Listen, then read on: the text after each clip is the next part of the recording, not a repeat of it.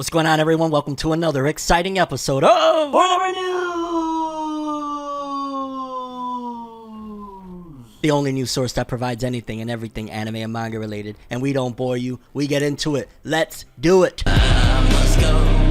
It's time to get out. Before we get started, if you would hit that subscribe button and that bell, I'd greatly appreciate it. We drop new episodes of FORNEVERNEWS every Monday, Wednesday, and then the full-on extended episodes on Saturday at 12 p.m. EST. You don't want to miss it. I got you on all sorts of different stuff. So yeah, please hit them buttons. First up, I'm kind of in the mood to read the top 50 best-selling manga of the week, so let's go in that direction. And starting off 50 through 41, at number 50 is a manga I've never even heard of, I don't think. Kore Egaite Shine, Volume 3, within 5 days, 10,000 sales. The character design on it is very interesting. Then at number 49, and what looks like we're seeing the explosion based off that anime popping heavily out in these streets, Oshinoko Volume 2 with 10,000 sales. This is an older volume that was released in 2020. Volume 7 at 48, Volume 9 at 47. Yeah, it looks like Oshinoko got a big boost from that anime. Definitely lacking on my end of I need to check that bad boy out. All of them did about 10,000, a little more than that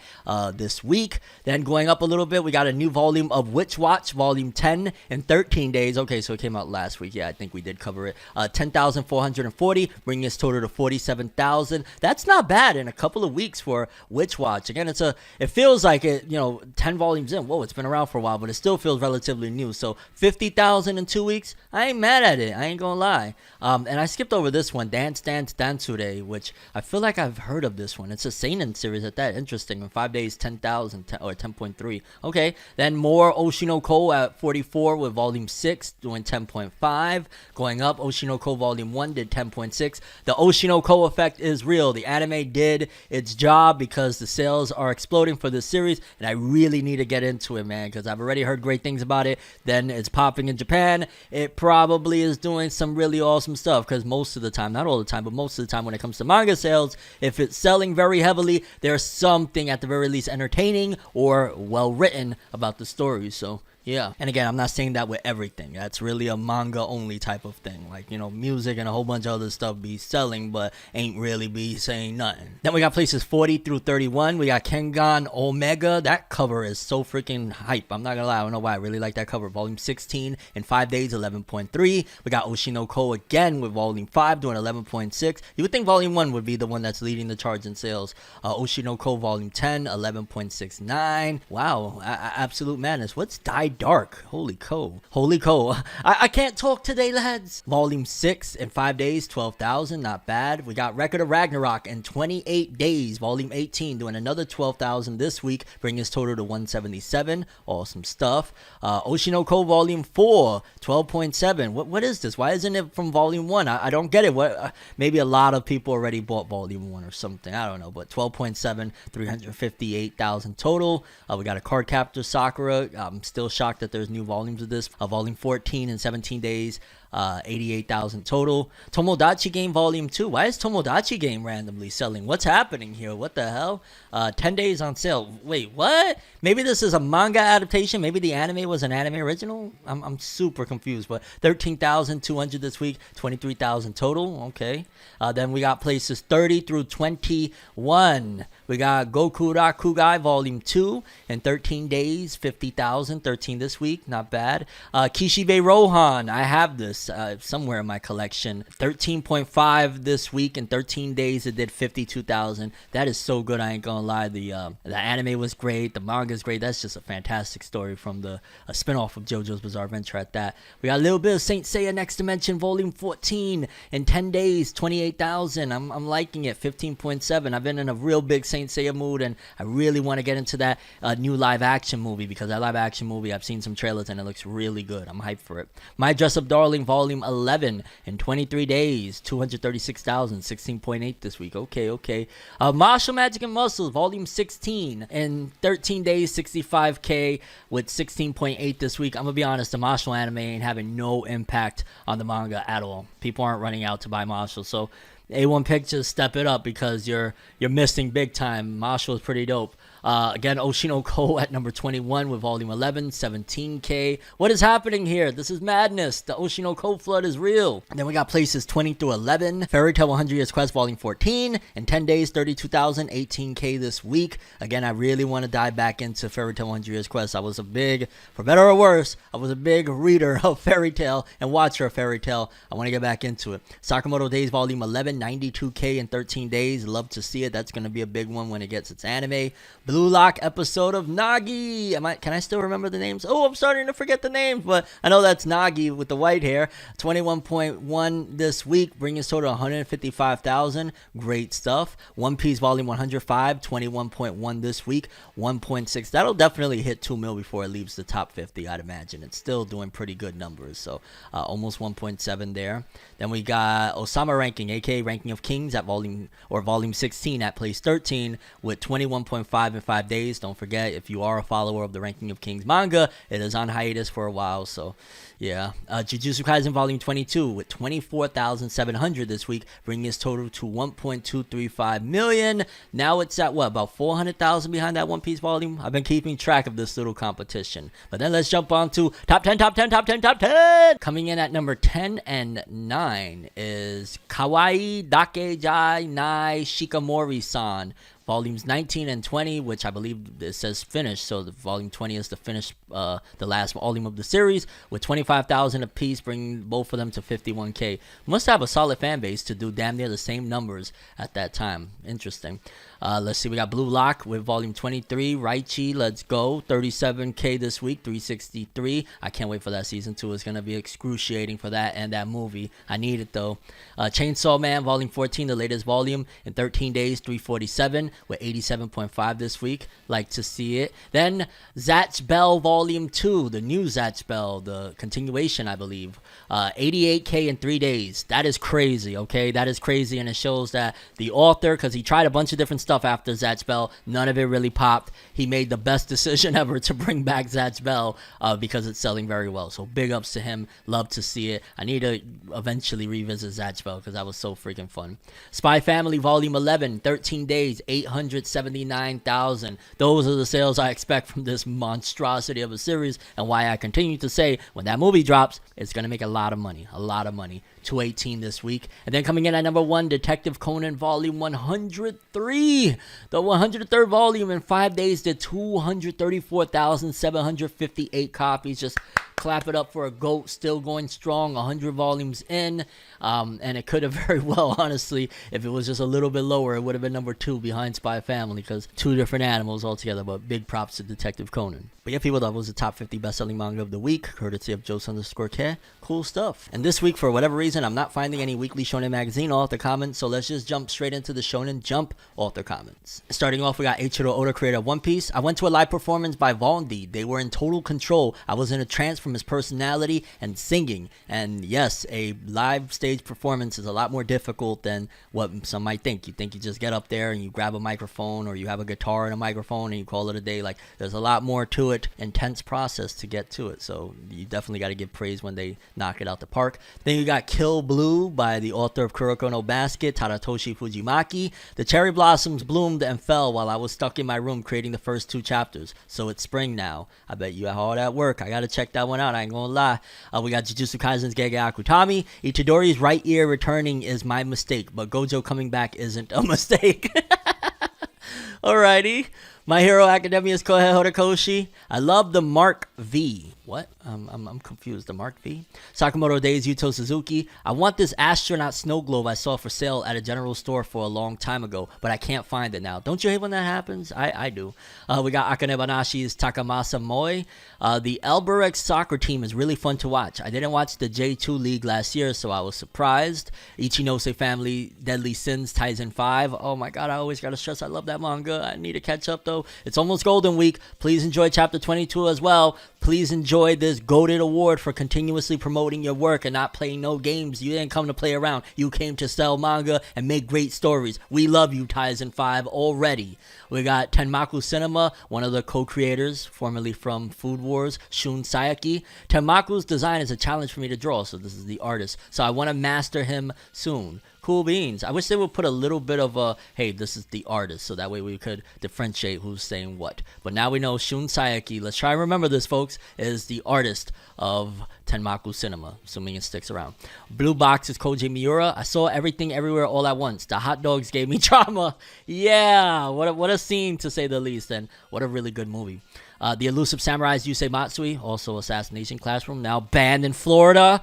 I've finally been serialized for over 10 years. Can I say I'm a pro now? You've been a pro, dog. Assassination Classroom did like 600,000 sales week 1 for like volume 1 or 2 or something. Like, you're a goat, okay? Like, don't sell yourself short. And I'm imagining when Elusive Samurai gets an anime, if it's a good adaptation, you're going to be up as well again. So don't sell yourself short, homie. You goated. We got Kenta Shinohara from Witch Watch. Not that I was looking at the screen the whole time, but I watched all of the Taiga drama episodes. Kirin ga Kuro was good, okay? Undead Unluck's Yoshifumi Tezuka. I'm really happy that the FPS guys are streaming SFV and having so much fun. Is it Street Fighter 6? I believe we're talking about Street Fighter 6. I've been hearing some things. All right. Mission Yozakura Family's Hitsuji Gondara. By alternating between Todrick Hall and Enya, it's like I'll get in shape the same way I would be jumping between a hot bath and ice water. Cool beans. Martial Magic and Muscles, Hajime Komodo. The Negitama beef bowl from Yoshinoya is seriously the best tasting food in the world. I don't understand how it's so good. One day I'll try it out when I get my butt to Japan. Me and Roboko Shuhei Miyazaki. The Roboko Infinity Train will be running on the Yamanote line starting today. This is all thanks to you. I'm off to ride it. I love it. The parody's coming to reality. Yuki Tabata from Black Clover. I'm late, but thank you to everyone who sent Valentine's Day chocolates. I appreciate it so much. Homie, we're in April. We're almost in May. What are you talking about? We love you, though, Tabata.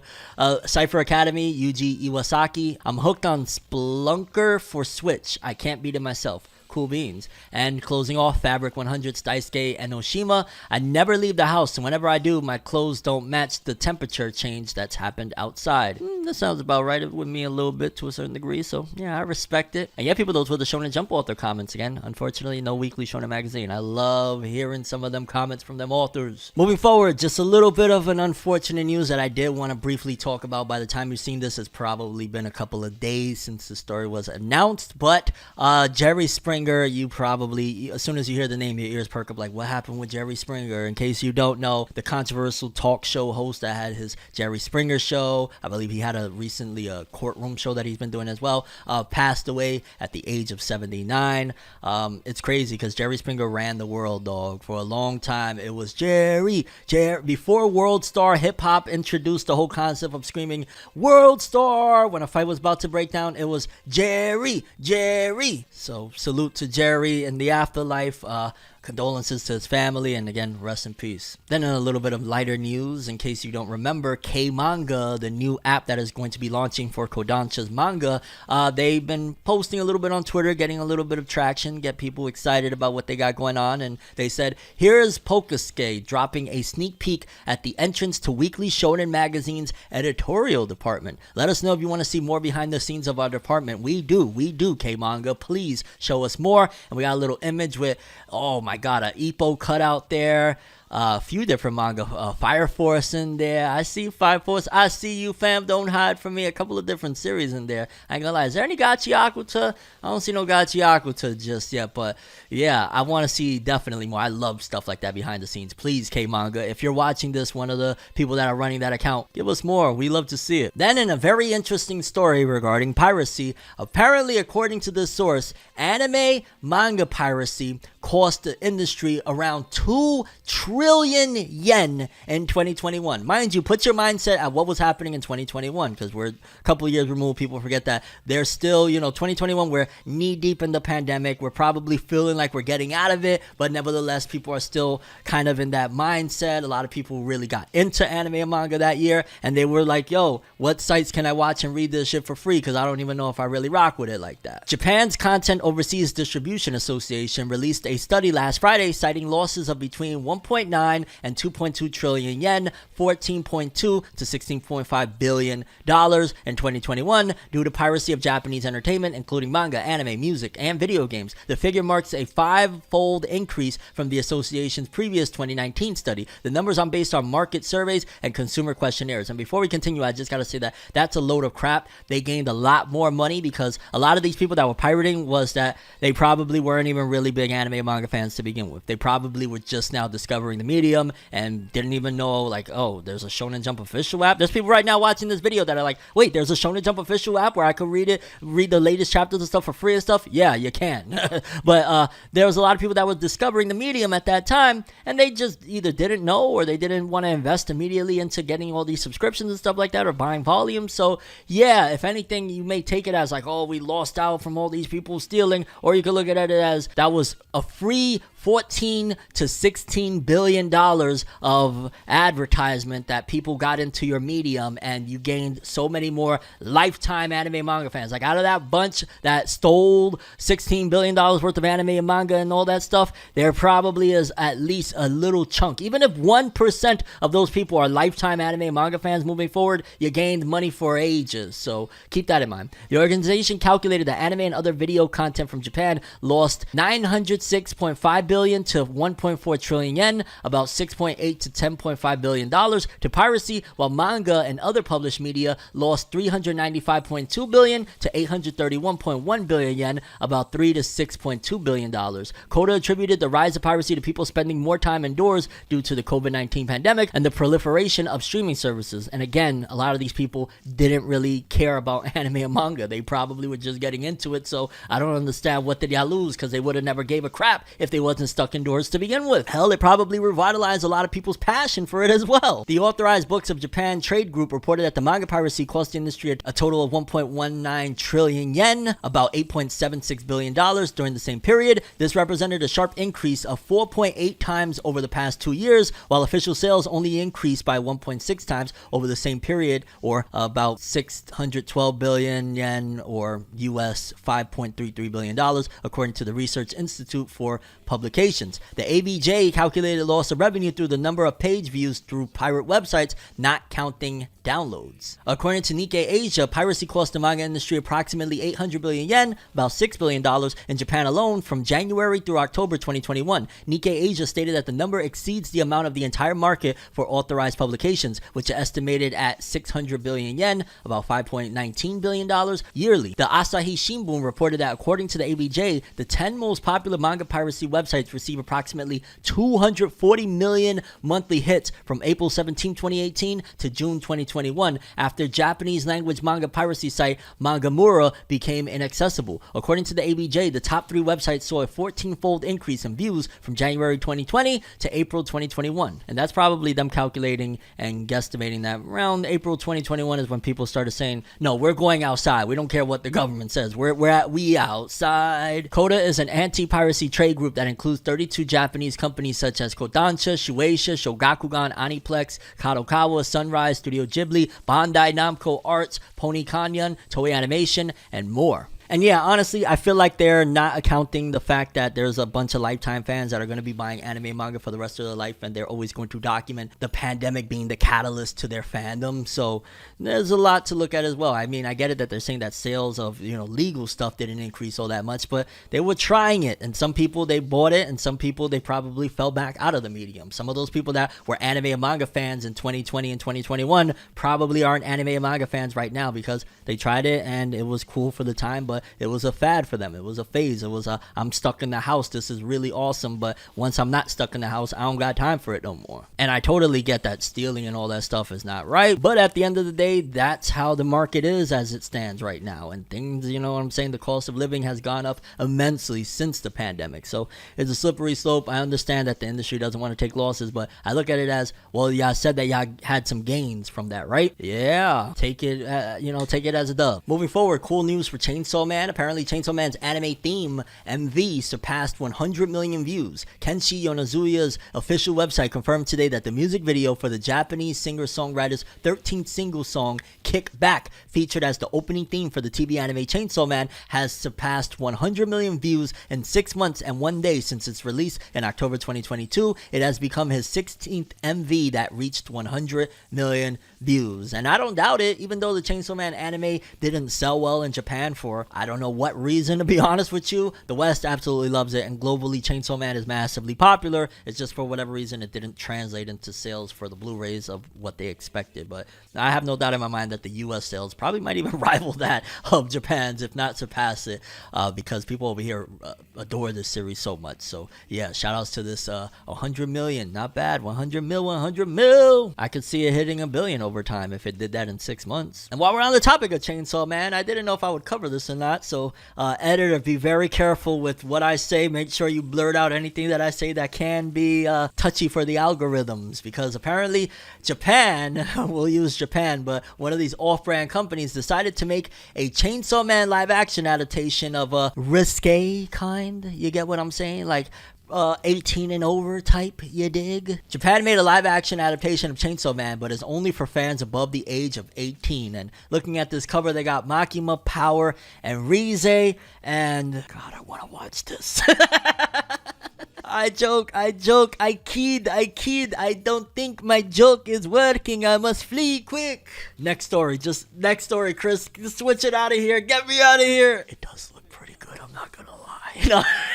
Next up, apparently some people have been plagiarizing a whole bunch of covers from popular anime for some books, and yeah, they got caught. Bolivia National School textbooks, oh god, this was a national school textbook, have plagiarized cover images from anime artwork. The Ministry of Education of Bolivia said he is sorry and will take action against those who are responsible for this mistake. Around 1.1 million copies of these books were already distributed before this plagiarism was caught by net citizens, which I'm imagining the students had to have been, some of them had to be anime fans and saw this and was like, what the heck is going on? Because I mean, yeah, look at Orange, that's the anime Orange, and there's a textbook there that it ripped off. There's Fruits Basket. You really thought you was gonna get away with ripping off Fruits Basket, the most popular shoujo anime ever?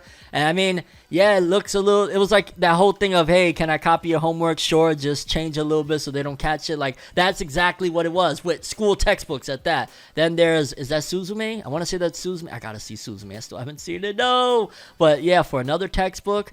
Then there's, is that your name? I want to say maybe that's your name. Another one, no thank you, Hokago Tea Time.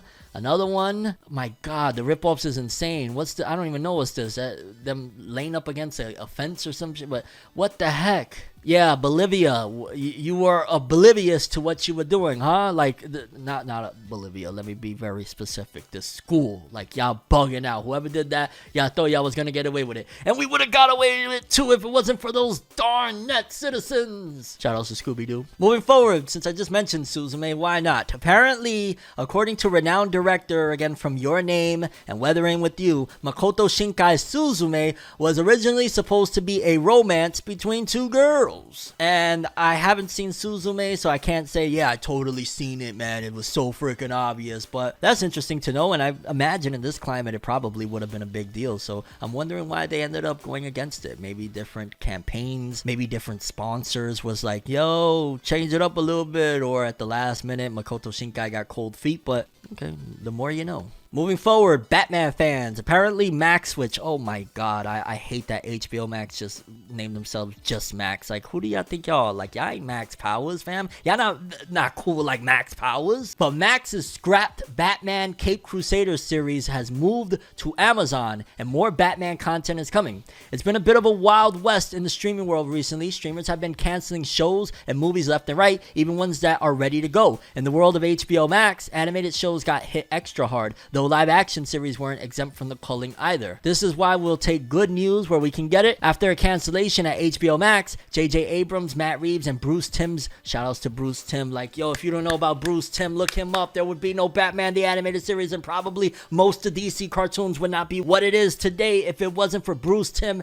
Eric Radomski, Paul Dini, all of the GOATs, the legends themselves. We love you guys. But Batman Caped Crusader series has found a new home at Amazon, and I'm gonna watch the crap out of that. In addition, the streamer will also bring to life an original Batman animated film called Merry Little Batman and a spin-off series called Bat Family. And even more exciting, I don't know if we'll say exciting, this is their opinion, not mine. The Hollywood Reporter, the Batman Caped Crusader series has received a 2-season order. Okay, yeah, that is exciting. Ensuring we'll get a ton of the Caped Crusader to enjoy. Is this the Batman the Animated Series return that was supposed to happen and Bruce Timm was behind it? Is that, if that's that, then oh my god, this is gonna be god tier. There are certainly some powerful minds working on the show. Ed Brubaker is even on the creative team, so we can imagine it will turn out pretty well. Additionally, Merry Little Batman will be a family action comedy that follows Damian Wayne becoming Little Batman to defend against villainous rogues who wish to ruin the holidays. Bat Family, meanwhile, follows Batman, Alfred, and young Damian Wayne as they navigate being a super family. And I'm looking at it, okay, I don't know. Probably not for me. Sam Register, president, Warner Brothers Animation and Cartoon Network Studios, shares, "We are excited to partner with Amazon to begin an all-new animated chapter of Batman, from the cinematic noir storytelling of Batman Caped Crusader to the comedic adventures of Merry Little Batman and Bat Family. These new projects ensure that there will be an animated Batman story ready to excite fans of all ages." And I ain't gonna lie, that Caped Crusader one, look out for that one. It has Bruce Timm's name attached to it, and Bruce Timm, that man damn near could do no wrong. I know there's still some people that are very much so upset about what he did with the whole Batman and Batgirl relationship, how he constantly, from what they say, pushes that. I don't buy it. I rock with Bruce Timm. I trust that man too damn much to let the naysayers come in like, let's go Caped Crusader, I'm here for it. And while we're on the topic of revivals, apparently Beetlejuice is actually returning. And in addition to the return, apparently the publication shared that Tim Burton, who directed the original Beetlejuice movie, is expected to return. Burton, of course, also directed Ortega in Wednesday. Alongside him, Michael Keaton could also reportedly don his stripes once more. Michael Keaton was Beetlejuice? How the fuck did I not know that? And honestly, Jenna Ortega fits so perfectly as the, I forget what name of the girl in Beetlejuice, the little girl that, like, you know, follows Beetlejuice and eventually stops him and whatnot. But her playing that character is so fitting. Like, I mean, the Wednesday character alone looks very similar to her. So her in that movie, and then you add Tim Burton to it and Michael Keaton, which Michael Keaton was Beetlejuice. What the fuck? Yeah, I'm here for it. Sign me up for that. Let's go. Then in other news, in particular in the music industry, this is something that I'm very happy to share. Apparently, Kendrick Lamar's The Big Steppers tour, based off of his Mr. Morale and the Big Steppers album, becomes the highest grossing tour ever by a rapper. It grossed a total of $110.9 million with 929,000 tickets sold across 73 different shows. This is monumental. And this right here is a testament for people that are listening right now. Listen to me very carefully, especially if you're some sort of aspiring artist. I know the world and the media will make you think that in order to become a musician, you got to spout a bunch of bullshit and all the toxicity that you hear on absolute 24/7 loop of kill, kill, shoot, shoot, murder, murder for like hip hop and just in general absolute nonsense. You don't have to do that. In fact, you are losing if you do that. When you look at that right there is a 1,000,000,000% conscious album. That right there is about growth, about healing, maturation, all of that stuff. And it is the biggest tour by a hip-hop artist ever. $110 million. 110 million. One more time. $110.9 million with almost 1 million tickets sold between 73 shows. Big ups to Kendrick Lamar for doing that, for showcasing yet again. You don't have to sell out and do garbage music or do, let me not say garbage music. You can be the best version of yourself and succeed. And don't only take it for just music and whatever. Maybe you think you're a comic, you need to put certain types of tropes or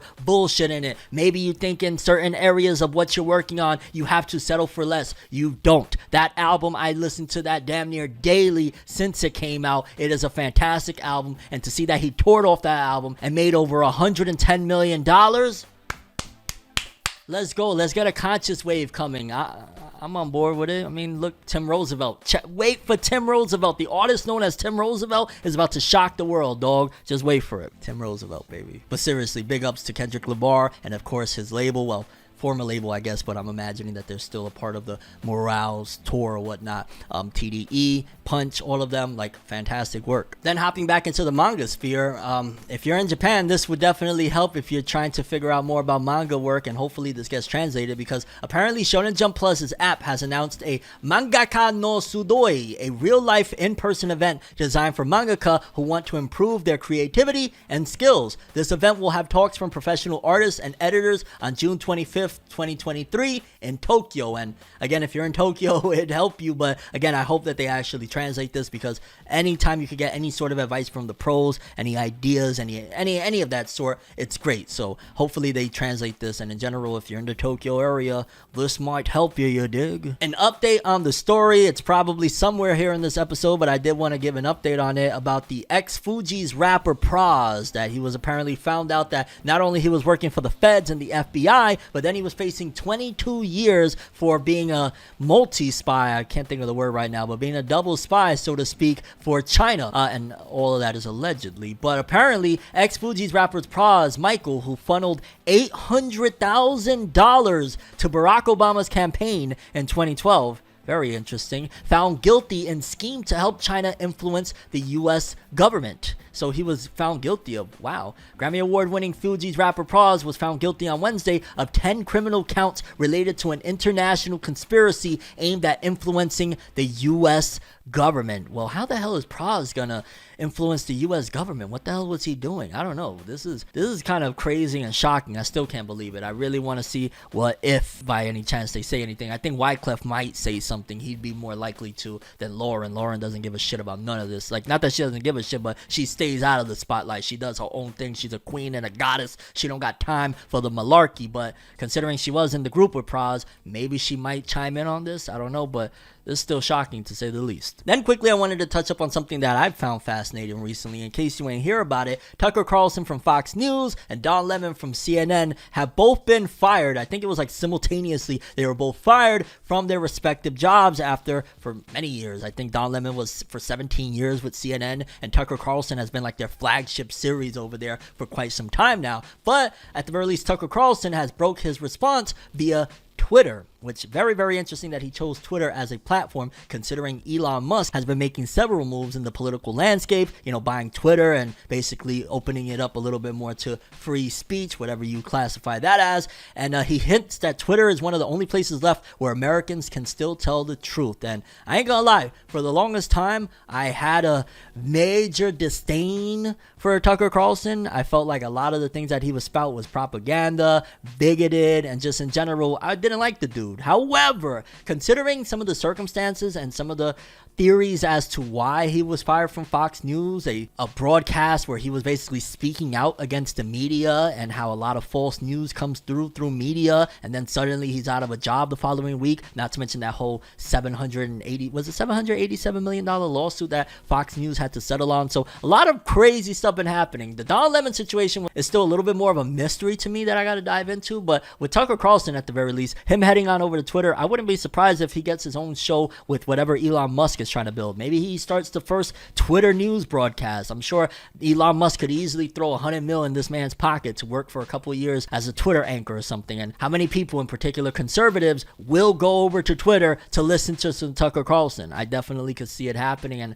I'm interested to see where this goes. And I'm curious, what do you guys think about this whole situation, and what do you make of it regarding Tucker Carlson and Don Lemon, again, being fired from their respective positions? At first, when it happened, I was like, so what? Is Tucker Carlson going to head on over back to CNN and Don Lemon's going to head on over to Fox News? Like, how's this going to work? But I guess only time will tell. I'm imagining Don Lemon's line is going crazy right now. A bunch of places that would love to bring him over. Maybe Daily Wire. Maybe Elon might bring him over there as well. Have him change his political stances on something. Time will tell, but fascinating story to say the least. And I know some people have been like harping on, yo, we bringing up politics, because it's FORNEVERNEWS. Like, you come for the anime and manga and you stay for what interests you, because because FORNEV has similar interests as you. You dig? And next story is a pretty interesting one. Apparently over in Japan, a poll was conducted on what they believe are the strongest anime characters out. Says here, determining the most formidable anime characters can be challenging, given that they inhabit their own distinct universes and unique rules. This enduring discussion among anime enthusiasts about the ultimate champion remains open-ended.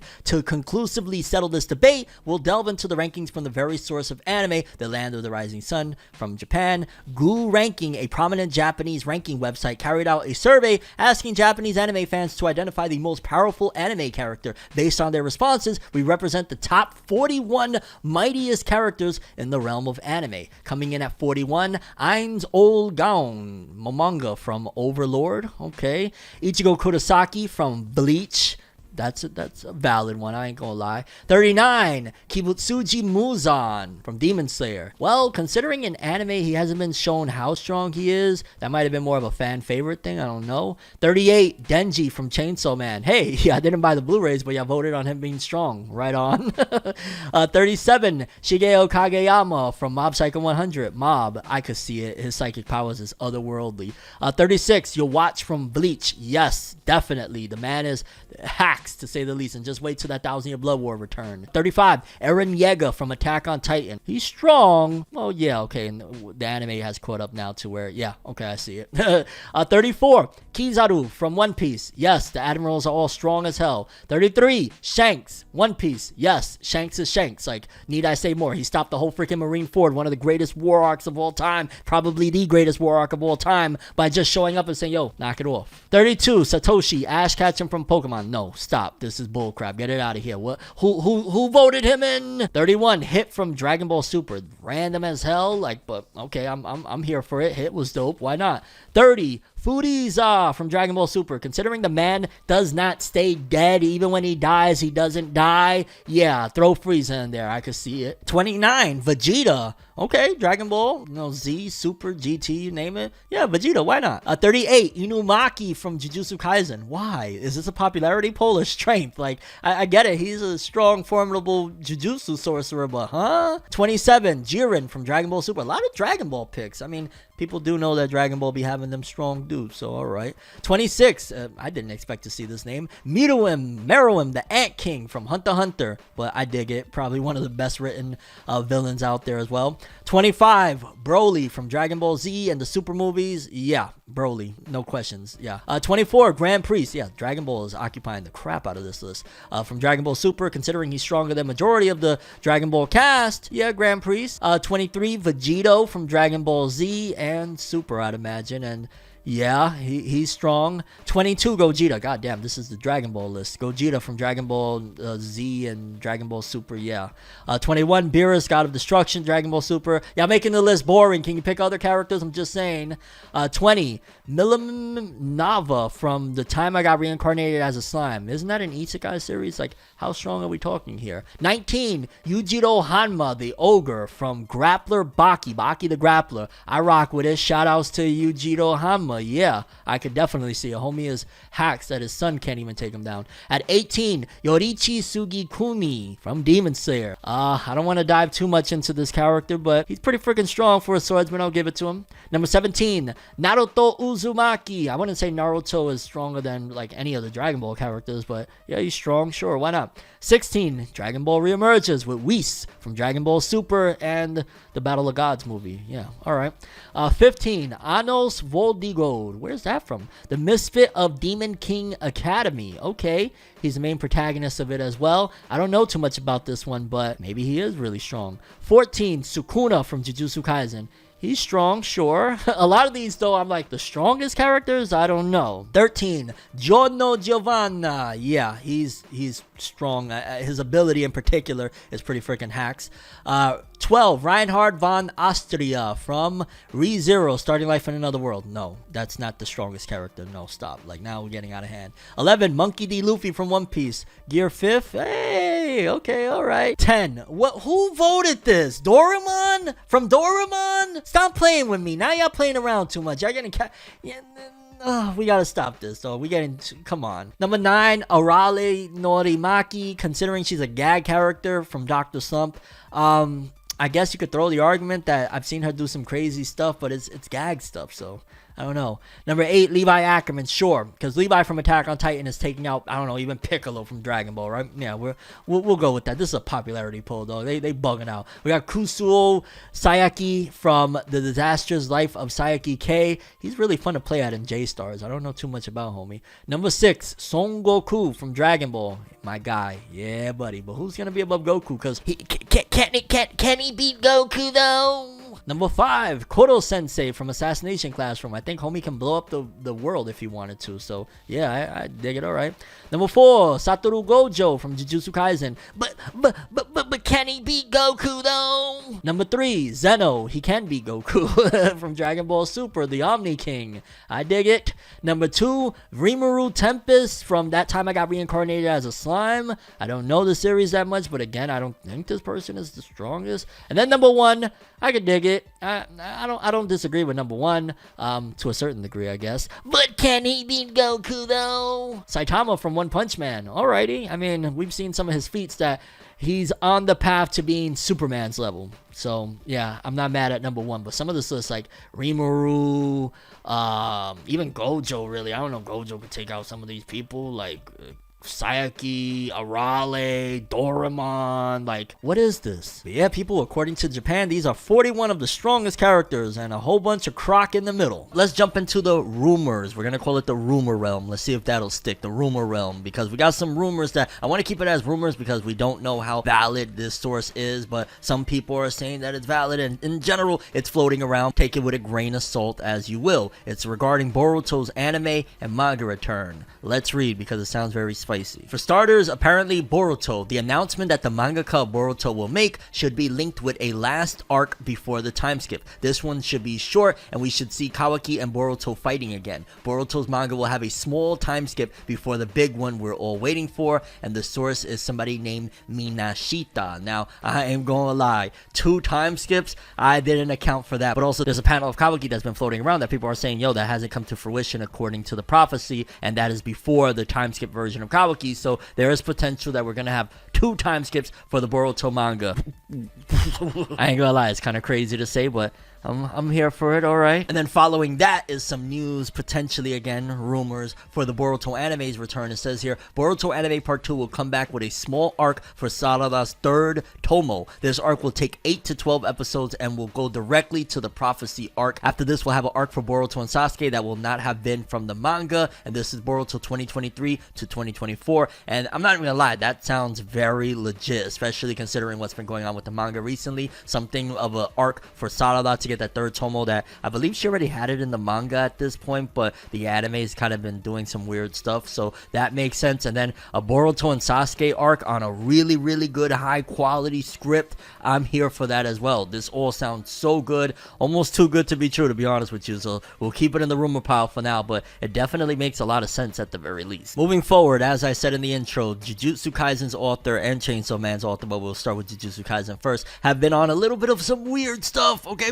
A little weird, because this has been making rounds. Apparently, it's from a novel that Gege Akutami penned of Jujutsu Kaisen, and, well, you'll see for yourself. Gege's intro from the 2nd Jujutsu Kaisen light novel. In 1999, Gege Akutami was a champion in a death game that involved taking turns rubbing medication used for treating insect bites on one another's nether regions, for which he attracted a lot of attention and had to disappear for a while. I'm gonna translate that to homie was doing some super freaky weird stuff, and maybe the parents found out what was going on or something over another. Teachers, I don't know. This is 1999, assuming Gege was like a kid around that age and probably had to get pulled out of school and disappear for a while because everybody was like, weirdo, you're a freak. Oh! And I'm not gonna lie, I'm just like, I know as a kid, you know, we do some weird stuff, and again, I'm assuming that Gege was a kid at this point, but rubbing medication, taking turns in a death game of rubbing medication for treating insect bites on your nether regions with other people, like, what was you doing, Gege? I'm just saying, Gege, you was a little bit too turned out for my taste. And then if that wasn't weird enough for you, Chainsaw Man's author recently, like, yeah, it's disturbing, let's just read. Because apparently Chainsaw Man's author reveals he once ate his own pet at the age of 24. Well, Gege's weirdness was as a kid, and Fujimoto's talking about he was 24 here. He had a pet fish that died. He wanted to throw away, but his girlfriend said to bury it somewhere. Fujimoto went to the park and tried digging, but the ground was too hard, so he left the fish on the ground. Mind you, it's on the ground with a lot of dirt. After a while, ants started to move the fish's body. At that moment, Fujimoto was overwhelmed with love for his pet and decided to eat it. Next day, he woke up with an upset stomach. And I'm gonna just tell you right now, oh my god, something in the ending or towards the ending of the Chainsaw Man manga makes so much more sense now.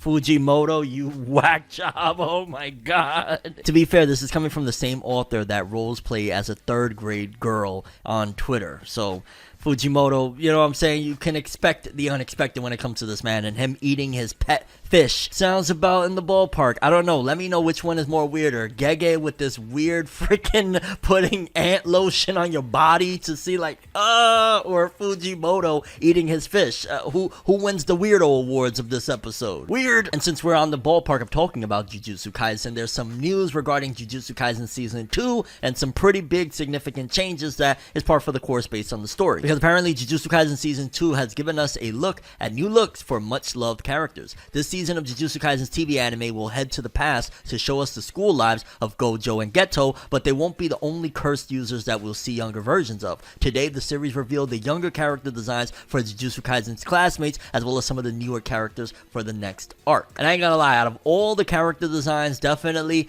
Nanami is the one that has me a little bit shook, like, huh? Like... Very, very different from the working class dude with the glasses or shades, whatever the heck they are, to this is like, he looks like I don't know, he's about to start a punk rock band or something. Like some of the other designs are okay. Yu Haibara is like, alright, whatever. Mei, it ain't that far of a departure. Shoutouts to Mei looking a little spicy there. Utahime, alright, she kind of looks like, I ain't gonna lie, Kikyo from Inuyasha. Yaga, you put on the glasses, maybe it's not that far of a stretch, but shout out to Yaga without the shades. Homie looking a little brolic there too. Alright, Yaga, we see you. Misato Kuroi and Shui Kong. Again, that might be a newer character, but yeah, out of all of them, Yaga is dope to see. Utahime's cool. Mei, of course, and Nanami is just like, okay, you definitely grew up a lot from the past in your high school days, which, granted, yeah, you should probably change a bit from high school. If you're still exactly the same from high school, I don't know, fam, I don't know, where's your growth, dog? Grow up a little bit, you dig? Okay, I can't be the only one that's seen the newest trailer for the upcoming Flash movie. Yeah, it's the 2nd trailer, and I'm not even gonna lie, it was freaking incredible, and I'm starting to see why DC and the people behind this film didn't want to can this film, despite the fact of everything that's been going on with the lead actor that's playing the Flash, Ezra Miller, because this looks incredible. I mean, this is definitely going to wash out a lot of the talks regarding all of the escapades of Ezra Miller, because between having Michael Keaton return as Batman, one of my favorite Batmans, that was one of the first, or that is the first introduction I had to live action Batman, was Michael Keaton in the original Joker, well, not original, but you know, the older Joker movie. Like, that was my introduction to live action Batman. So to see him in there with the Flash, the CG looks incredible. Just everything about this film looks like it's going to be fantastic. Dropping June 16th. A lot of things are happening June 16th. Black Clover movie, this, a certain album that I'm looking forward to. Like, a lot of stuff. And I can't stress enough how excited I am for it. Now, I'm not exactly sure of which character is which in terms of, like, it looks like there's a Supergirl-esque character. I don't know if that's supposed to be like a alternate reality version of Superman as a girl or something like that, but she looks pretty cool. Again, Michael Keaton as Batman, I'm here for it. Ezra Miller, I ain't gonna lie, that's the most awkward thing out of all this. I'm seeing him like, you're a hero? Like, oh, this really is an alternate reality, huh? And in general, this looks like it's going to be potentially the blockbuster movie of the summer, and taking DC out of the hole in fans' minds of like every film that they put out being like, not it, fam, not it. You know, aside from Joker, DC hasn't really got many of their comic book to live action adaptations right for a lot of fans. This one looks like they got it right at the very least based off this trailer, because I can't stress, like, it looks massively hype, and I think you're gonna enjoy. I know I'm very much so looking forward to it. And while we're in the ballpark of superheroes, let's talk a little bit of a Superman comic recently that had Superman pulling a Naruto. Now, I want to stress that I'm not attributing this to being something that was created from Naruto. This might have happened a lot sooner in different series or whatnot, but it's popularly known to come from Naruto. Because it says here, the recent DC story arc that saw Superman imprisoned on Warworld has a climactic twist where the red sun that was depowering Superman was countered by a material called Genesis found beneath Warworld. It not only restored Superman's powers, but enhanced him in ways we're still learning about. As Action Comics has unfolded, Action Comics 1054 reveals another new ability Superman can manifest, where he creates a Naruto Susanoo style giant energy avatar to block Metallo's kryptonite blast and uses it to beat the villain down, touting the point that sometimes a bully needs to know they're not as tough as they think. And I ain't gonna lie, it does kind of remind me of between Susanoo and then that technique that Goku recently did towards the end of, I believe it was the Moral arc of Dragon Ball Super. So yeah, Susanoo is becoming a thing in pop culture outside of just Naruto. Kudos to Susanoo, you know? Again, I don't know if this was spawned out of Naruto. I'm just saying that I know it from Naruto, and it's cool to see Superman doing it. Heck, he might have done it before Naruto. Superman's done a lot of things throughout time, so you never know. Okay, next up, if you're in the West, in the US, matter of fact, if you're on planet Earth, this should be worrying you, to be honest with you, because in case you haven't heard, it seems like a lot of nations have been gearing up, including Russia, China, and several other places, to kind of overpower the dollar and basically rid the United States of having that massive power of, you know, the dollar reigning supreme, because they already had started this alliance where they were working together and cutting off using the dollar as their national currency, and now it seems as though a lot of other countries want in. Apparently, 19 new countries submitted membership requests to join BRICS: Brazil, Russia, India, China, and South Africa, to challenge the US dollar's global dominance. And I'm gonna be honest with you, as somebody that lives in the US, this is definitely worrisome. This definitely makes me look at it like, yo, if all of these nations gather together, they can really do some damage to the dollar. We're already in a bad time post-pandemic. A lot of people financially aren't right. The economy feels like we're in a recession, despite the fact that, yeah, they redefined recession at some given point off of the US website. It was kind of madness, to say the least. Allegedly. But yeah, like, we're in a very bad time as it is, and with all of these nations pulling together to go against the dollar, it's going to be a problem. Now, I see a lot of people saying, well, tell them good luck when they want to trade with us or whatnot. But if they're all trading amongst each other and they have all the resources they need, we could kind of get left out. Here's hoping that President Joe Biden does something to actually combat this. I mean, it would be nice. Has there even been a response from the White House regarding this whole situation? Like, dog, we are going to get steamrolled out here if we don't do something fast. Well, let me know how you feel about this one if you're on planet Earth right now watching this bit regarding all of these nations pulling together to overthrow the dollar. It definitely looks like it's the beginning of the end for the United States reigning supreme globally, as like the, yo, our dollar means something or else, because a lot of these nations are not playing at all. Lastly, I wanted to talk about this story that blew my mind. If you've ever heard of the Fugees, you know, killing me softly with his song, killing me softly. Like, yeah, them. Well, apparently one of their members has been a Chinese spy and is facing 22 years in prison. Fugees member Pras admits he was an FBI informant and faces 22 years in prison for conspiracy to serve as an unregistered agent of China after accepting $100 million.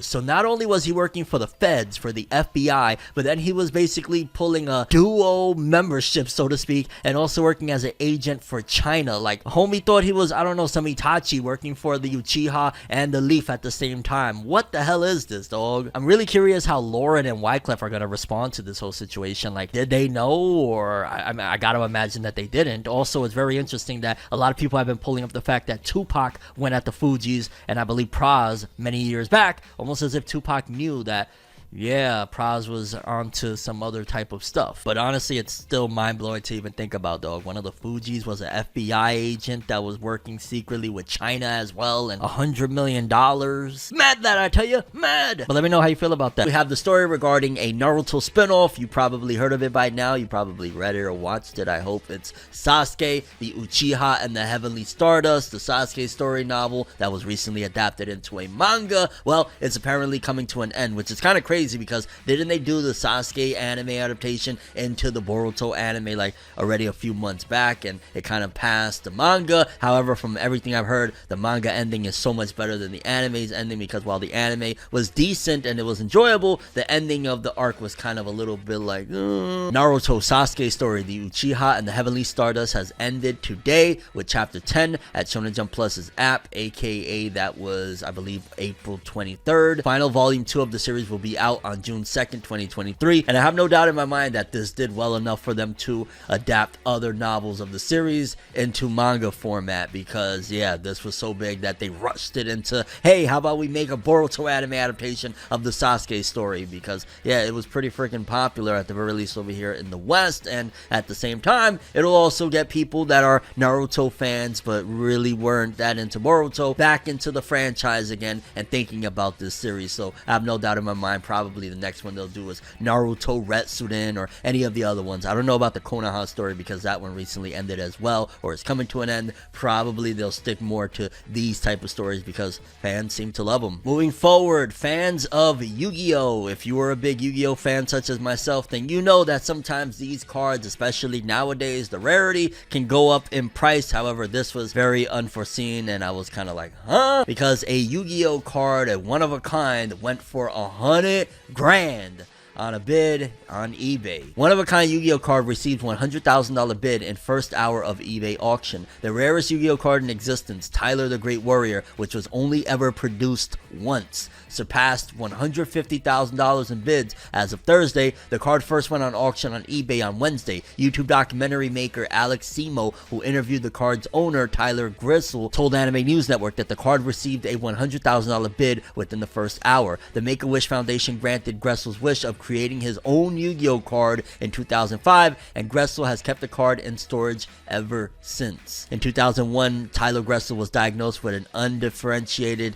sarcoma of the liver, an extremely rare form of cancer. At the time, there was only 200 known cases in the United States. Through his wish, he was given the opportunity to select the art and name of a forthcoming Yu-Gi-Oh! Card. For the Tyler the Great Warrior card, manga creator Kazuki Takahashi drew 2 sketches of a design based on Future Trunks, a character from Dragon Ball. Takahashi also personally signed the card. Gressel remarked that his wish gave him the opportunity to express his appreciation for 2 of his biggest interests at the time, Dragon Ball and Yu-Gi-Oh! Which I ain't gonna lie, every time I look at the art, I keep thinking like, is that Gogeta? What is that? So the fact that that's based on Dragon Ball, that is fire. And yeah, the whole situation in general, Make-A-Wish allowing this kid that was, having this very difficult time to be able to produce something like that, just, it's a big win all around. And I hope that that money goes to his family and they're able to, do what needs to be done with it. Then a story that just hopped into my lap about 2 seconds ago regarding Static Shock, aka Static, the big comic book from Milestone Comics and cartoon from,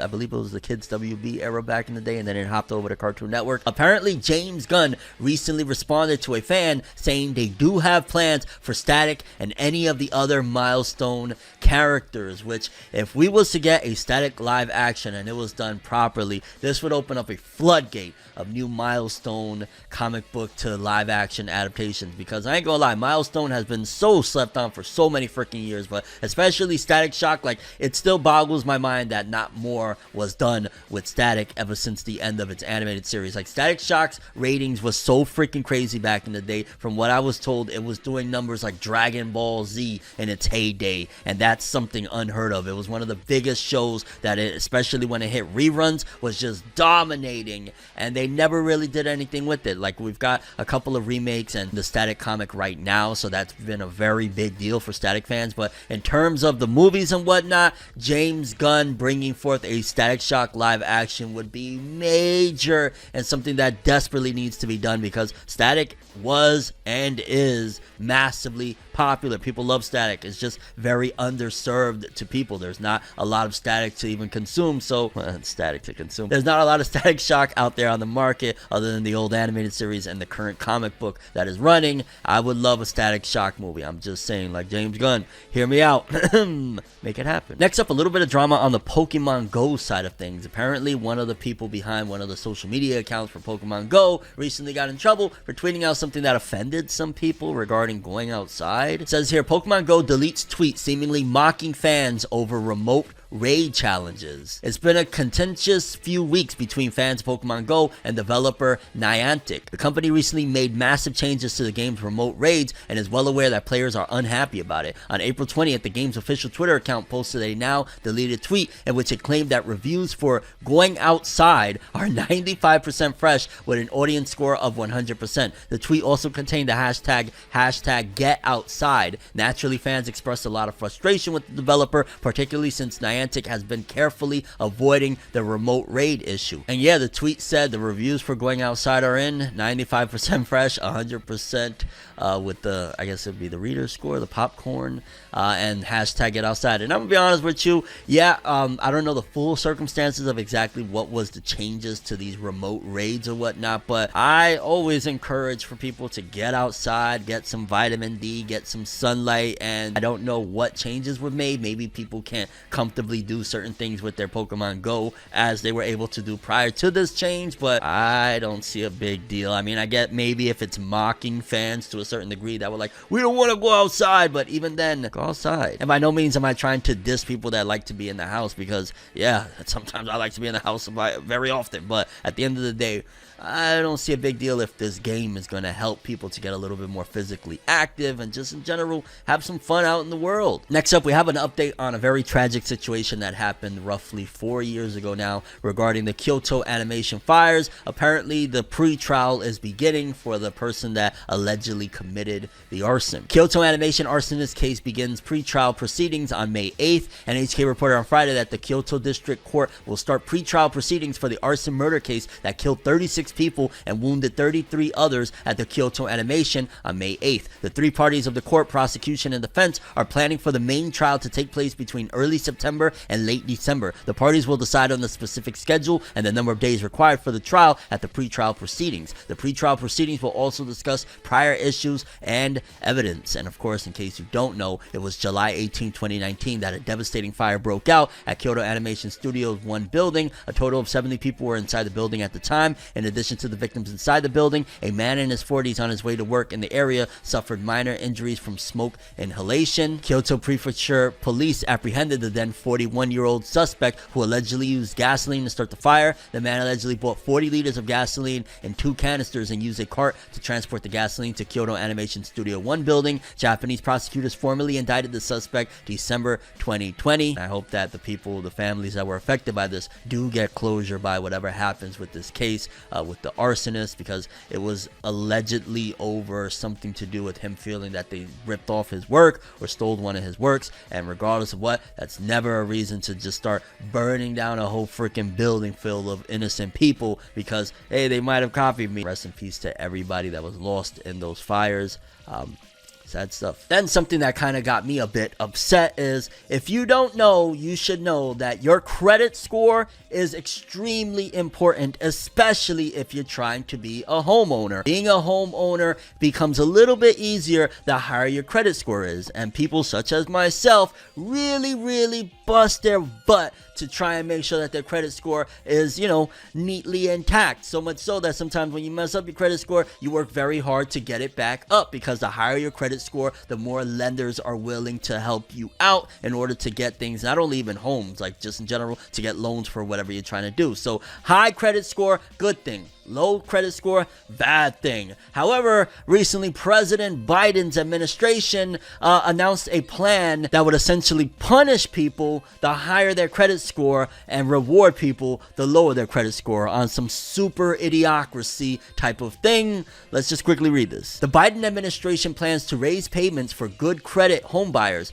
If you have a credit score of 740 plus, you will pay an extra 1% on your mortgage. However, those with 620 or less will get a 1.75 decrease. And I see one positive thing of, like, sure, maybe the unfortunate that other circumstances, you know, messed up their credit score. A lot of people, even, you know, people that I've known, like, you're earlier in life, because you get credit at 18, you can really start working on your credit or whatnot. A lot of people, they mess up their credit in their earlier years, and then they unfortunately got to rebuild back up in their later years to get it back to where it needs to be. And it's a long struggle. So I get in the aspect of, like, hey, it'll be easier for people with a less credit score, but even then, a 620, you're not really going to get that good of a deal anyway. anyways on a home loan. And just in general, I think it's really lame that for the people that have busted their hump trying to get their credit score where it needs to be, that instead of being rewarded for being very hard and on top of things, now you're going to be persecuted. And no, now you got to pay more. I believe it amounts to about $40 more a month on your mortgage that you're going to have to pay. And I think that this is a horrible thing, especially considering the fact that what about the people that have worked extremely hard to get their credit score up there? What about them? Okay, you're rewarding the people that are less fortunate. I think that that's a dope thing, but why are you going to be punishing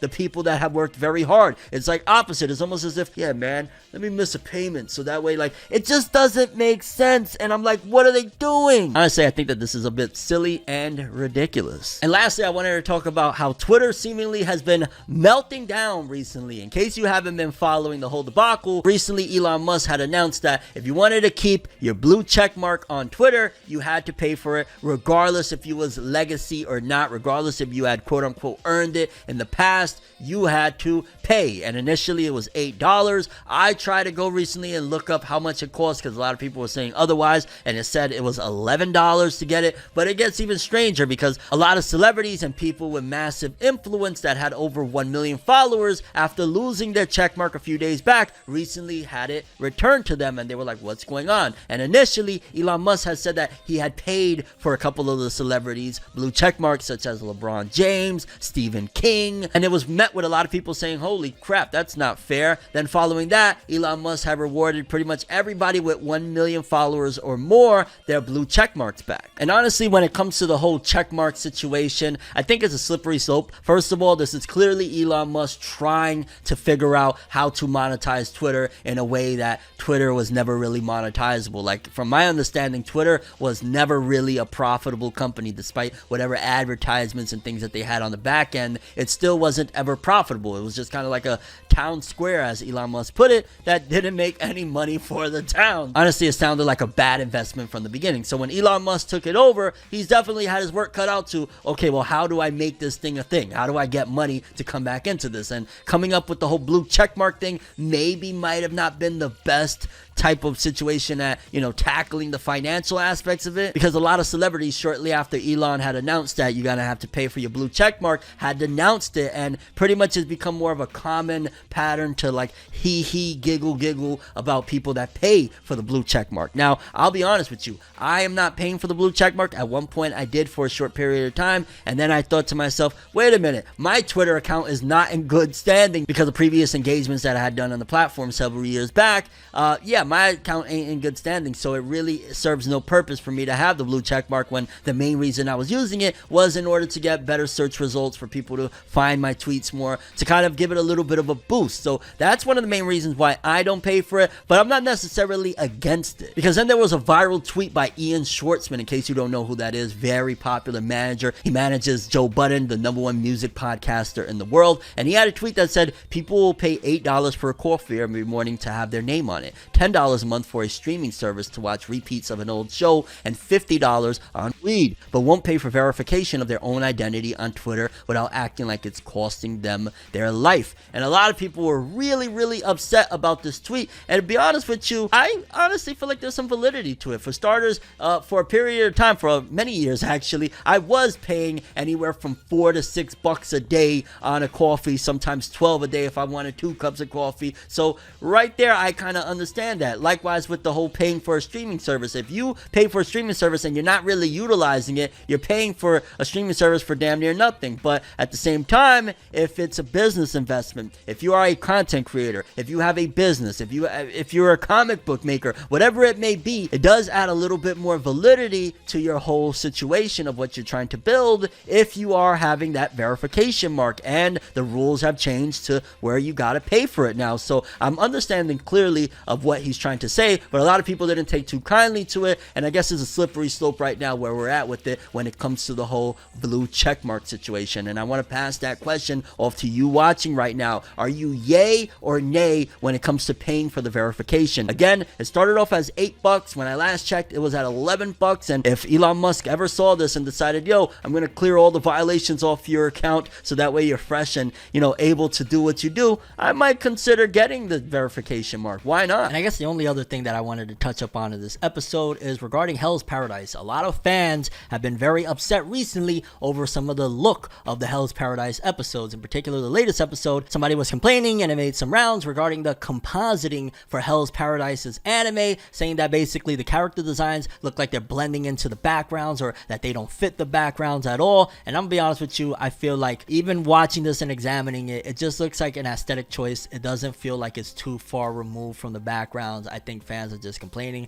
for the sake of complaining and being critical because it looks fine and Hell's Paradise is awesome. So yeah, just wanted to point that out because I've seen a couple of different things. Fans bullying Viz Media translators for Jujutsu Kaisen. Fans need to chill the fuck out. Like, yo, y'all gotta chill the fuck out. Y'all doing too much. Y'all are going crazy, a little bit too heavy on certain things. Like, just rock out, enjoy your anime. If you don't like, cool beans, but some of y'all just finding anything to nitpick at. Like, what's wrong with these shots? Like, maybe I could see, let me not even lie. It looks fine. It looks fine. Y'all bugging out. But I think that's where we're ended here. I'm ForneverWorld, and as always, people, have an awesome day. And remember the golden rule. Anime and manga for life, boy. As well as video games, politics, and anything else that we like to talk about. We grown here, right? ForneverWorld, and as always, people, have an awesome day. Peace in. Subscribe and hit that bell if you haven't already. I'm just saying, you know what I'm saying? Let me pop my collar. Shout outs to Tim Roosevelt. Look out for that album, dog. It's coming. I have a dream, alone in my room as I sit with the tea. Couldn't possibly think what I often see. And you don't even know how I often blink. Lights be flashing and looking at me. Such an odd, unique, yet I'm so unique. And you're looking at me. If the walls could talk, they would probably read bleak. And I'd probably say, bitch, get the fuck off me.